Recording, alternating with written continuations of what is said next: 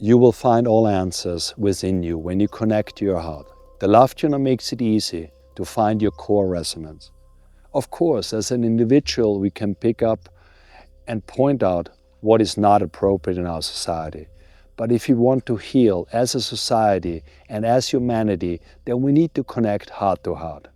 There is no fakeness in the heart. This is all the creative matrix. What we need to do is to be authentic. Authenticity is the path to wholeness. This path towards wholeness we can create as a collective.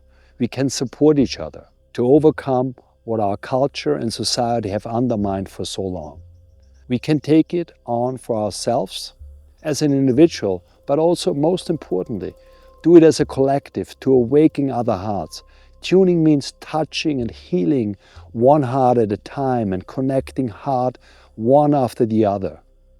It is the only way you can overcome programming and the propaganda that society did or is still doing it. The frequency of our soul is pure light, and when you align with the 528 Hz frequency, when you tune in, you overcome dissonance and experience freedom on a cellular level, and that all makes sense. As we cannot change anything from the outside, the change must come from within. When we start this process, this overriding reprogramming can happen.